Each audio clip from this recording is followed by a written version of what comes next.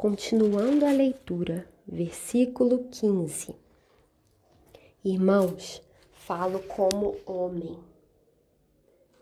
Ainda que uma aliança seja meramente humana, uma vez ratificada, ninguém a revoga ou lhe acrescenta alguma coisa. Ora, as promessas foram feitas a Abraão e ao seu descendente. Não diz, e aos descendentes, como se falando de muitos, porém como de um só. E ao teu descendente, que é Cristo. E digo isto, uma aliança já anteriormente confirmada por Deus, a lei, que veio 430 anos depois, não a pode abrogar, de forma que venha a desfazer a promessa.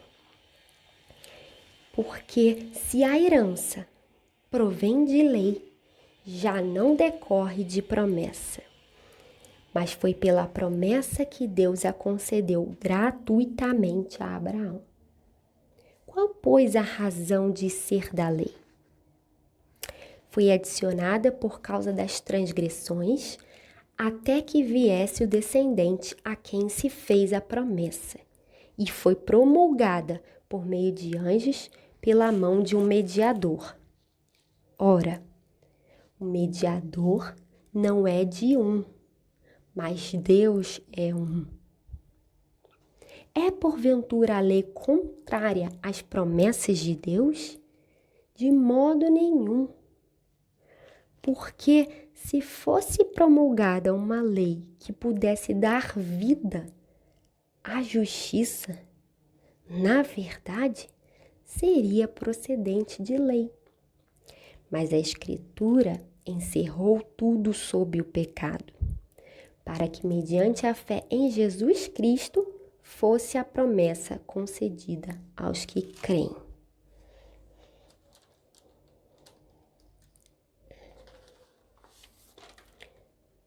Bem, versículo 15,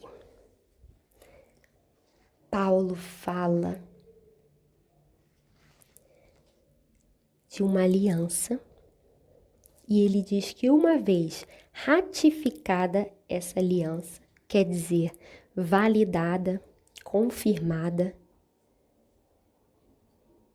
Então, peraí.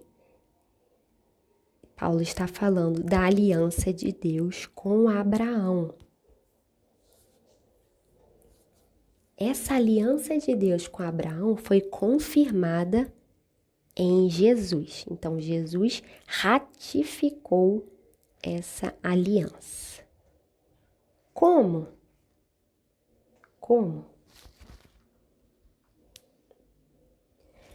Abra a Bíblia em Gênesis 22. Abra lá, no versículo 15. Abriu? Gênesis 22, 15. Leia comigo, do versículo 15 ao 19. Então, do céu bradou pela segunda vez o anjo do Senhor a Abraão e disse: Jurei por mim mesmo, diz o Senhor, porquanto fizeste isso e não me negaste o teu único filho, que deveras te abençoarei e certamente multiplicarei a tua descendência como as estrelas dos céus e como a areia na praia do mar. A tua descendência possuirá a cidade dos seus inimigos. Nela serão benditas todas as nações da terra, porquanto obedeceste à minha voz. Então voltou Abraão aos seus servos e juntos foram para Berseba, onde fixou residência. Aqui Deus aparece e fala com Abraão após a prova que ele passou, que era sacrificar o único filho, o filho da promessa. Abraão cria na promessa de Deus em que seria dado filho para ele e que desse filho teria uma descendência. Por isso, se Deus mandou matar, então eu vou matar. Alguma coisa vai acontecer que ele não vai morrer. Pode ser até que Deus o ressuscite. Mas ele vai continuar, porque eu creio na promessa de Deus. Mais ou menos isso que devia passar na cabeça de Abraão. E Deus ficou muito feliz, podemos dizer assim, né, em termos humanos, com a fé de Abraão. Aqui Paulo, ele está trabalhando essa questão da fé de Abraão. No versículo 16, Paulo diz que Deus, ele se refere a apenas um descendente. Deus, ele falou lá no singular e não no plural, descendentes. Volta lá e releia. Este descendente que Deus iria abençoar era o próprio Jesus, seria o descendente de Abraão que iria abençoar a terra. Então, a herança que Deus jurou que daria a Abraão foi feita por meio da promessa que Deus fez a ele e não pelo cumprimento de uma lei. Até porque Paulo vai falar lá no versículo 17 que todas essas leis que nós estamos vendo, leis cerimoniais, leis civis e a própria lei moral, os 10 mandamentos, foram dadas para o povo de Deus 430 anos depois dessa aliança que Deus fez a Abraão. Então, Abraão não estava debaixo de lei nenhuma. Foi através da fé na promessa de Deus que Abraão foi abençoado. Essas leis foram dadas lá no Monte Sinai, quando Deus falou com o povo e com Moisés. E esse povo estava no deserto. Se encontra no livro de Êxodo. Essa história de Abraão, a aliança de Deus com ele, a promessa que Abraão creu, foi muito antes das leis. Então, no versículo 19, Paulo ele pergunta: para que serve a lei? E ele mesmo responde: a lei foi feita por causa das transgressões dos homens. Tem um artigo da Bíblia de Estudos de Genebra que mostra 3 finalidades da lei dada por Deus ao seu povo. A primeira finalidade que esse estudo mostra é a função pedagógica da lei. Então, a lei serve para nos ensinar, pois ela revela tanto a justiça perfeita de Deus, quanto as nossas próprias imperfeições que nos levam a buscar a Cristo para receber salvação. Então, ensina isso, que nós precisamos buscar a Cristo para receber a salvação. Segunda finalidade era o uso civil.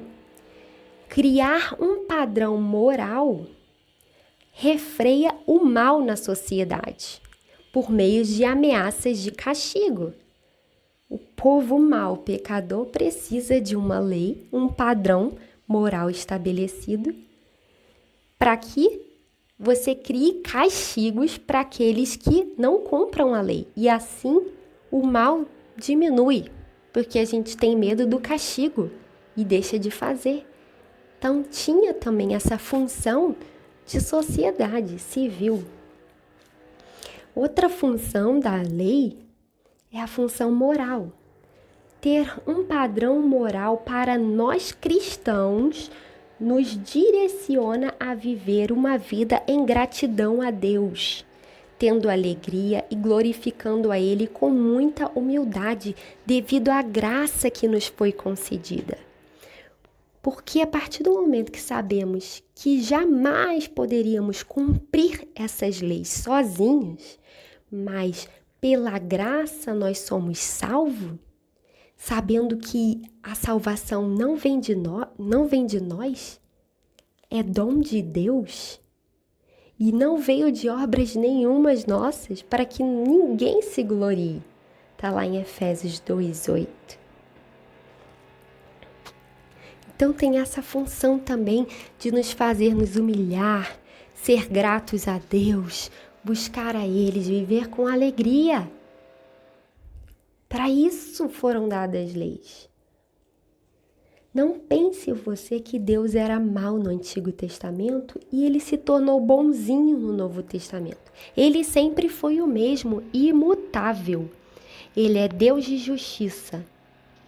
Então, o meu e o seu pecado não foi perdoado simplesmente.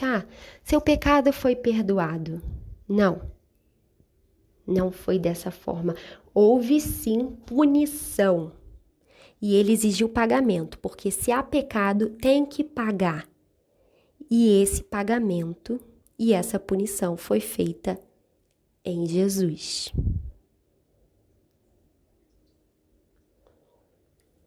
Bem, então é isso que Paulo está falando lá no versículo 19. Foi por causa da transgressão do homem que precisou ter leis. E aí no versículo 23, perdão, a gente não leu ainda, vamos ler do versículo 23 para terminar o 29. Mas antes que viesse a fé, estávamos sobre a tutela da lei e nela encerrados, para essa fé que de futuro haveria de revelar-se, de maneira que a lei nos serviu de aio para nos conduzir a Cristo, a fim de que fôssemos justificados por fé. Mas tendo vindo a fé, já não permanecemos subordinados ao aio, pois todos vós sois filhos de Deus mediante a fé em Cristo Jesus. Porque todos quantos fostes batizados em Cristo, de Cristo vos revestistes. Dessarte, não pode haver judeu nem grego, nem escravo nem liberto, nem homem nem mulher, porque todos vós sois um em Cristo Jesus. E, se sois de Cristo, também sois descendentes de Abraão e herdeiros segundo a promessa. Depois de tudo que a gente já viu, talvez fique mais fácil o entendimento desses versículos. No versículo 23, Paulo disse que estávamos sob a tutela da lei. Preste atenção nessa palavra, tutela da lei. E no 24, ele fala que a lei nos serviu de aio.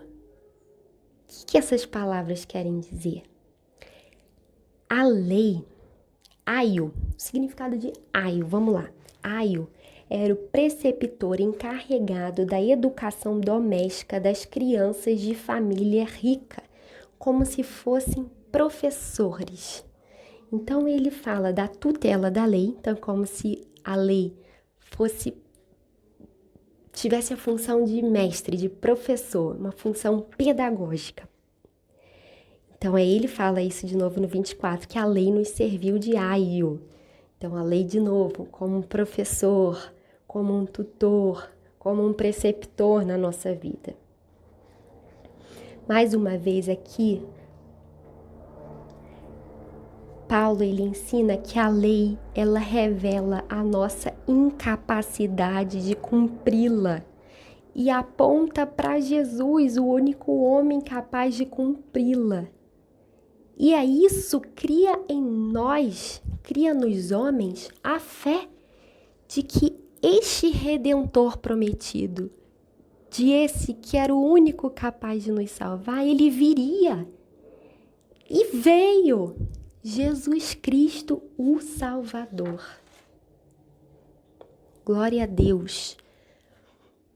Meu irmão, minha irmã, tem muito mais para aprender nesses versículos? Tem.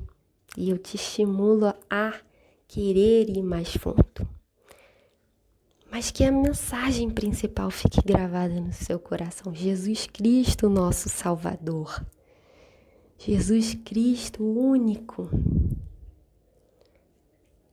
capaz de apagar os pecados na nossa vida. E somente a Ele devemos dar glórias. Porque não é por mão humana, nem por força minha, nem por força tua que nós temos acesso a Deus em um relacionamento com Deus, somente por intermédio de Jesus Cristo, nosso Salvador. Glória a Deus.